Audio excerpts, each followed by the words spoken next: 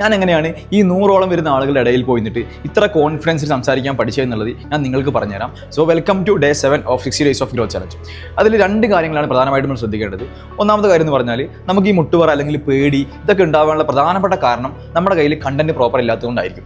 So for example നമ്മൾ നമ്മുടെ ഫ്രണ്ട്സിനിടയിൽ നിന്ന് സംസാരിക്കുന്ന സമയത്ത് നമുക്ക് യാതൊരു തരത്തിലുള്ള പേടിയില്ല. കാരണം നമുക്ക് എന്താണ് പറയേണ്ടതെന്ന് പേര് നമ്മൾ ബോധയുടെ അല്ല, നമ്മുടെ സബ് കോൺഷ്യസ് മൈൻഡിലുള്ള വാക്കുകൾ നമുക്ക് വന്നുകൊണ്ടേയിരിക്കും. പക്ഷേ നമ്മളൊരു വേദിയിൽ പോകുമ്പോൾ അവിടെ കൃത്യമായിട്ട് എന്ത് പറയണം എന്നതിനെ പറ്റി നമ്മൾ ഭയങ്കര ബോധയുടെ ആയിരിക്കും. അവിടെ നമ്മുടെ സബ് കോൺഷ്യസ് മൈൻഡ് നമ്മൾ എന്ത് പറയണം എന്നുള്ള കണ്ടന്റ് സ്റ്റോർഡ് അല്ല എന്നുള്ള ഫസ്റ്റത്തെ കാര്യം. സോ നിങ്ങൾ ഏതൊരു ഏരിയയിൽ സംസാരിക്കാൻ പോകുന്നതിനെ പറ്റിയുള്ള കണ്ടന്റിൽ പ്രോപ്പറായിട്ട് നിങ്ങൾ അതിൽ ഉണ്ടാവുക എന്നുള്ളതാണ് നിങ്ങളുടെ പേടി മാറാനുള്ള ഏറ്റവും ആദ്യത്തെ കാര്യം എന്ന് പറഞ്ഞാൽ.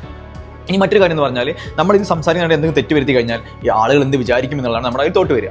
അതിൽ നിങ്ങൾ ശ്രദ്ധിക്കേണ്ട കാര്യം ഇത്രയേ ഉള്ളൂ. ഒന്നുകിൽ നിങ്ങളെക്കാൾ ലെവൽ കൂടിയ ആളുകളായിരിക്കും വേദിയിലുണ്ടാവുക, അല്ലെങ്കിൽ നിങ്ങളെക്കാൾ ലെവൽ കുറഞ്ഞവരാ വേദിയിലുണ്ടാവുക. സോ ഈ കളിയാക്കുക എന്ന് പറയുന്നവർ ഒരിക്കലും നിങ്ങളെക്കാൾ ലെവൽ കൂടിയവർ നിങ്ങളെ കളിയാക്കാൻ നിൽക്കില്ല. കാരണം എന്താണെന്ന് വെച്ചാൽ അവർക്കറിയാം അവർ ഈ ഒരു രീതിയിൽ കൂടെ സ്റ്റാർട്ട് ചെയ്തിട്ടാണ് അവരും അവിടെ എത്തിയിട്ടുണ്ടാവുക.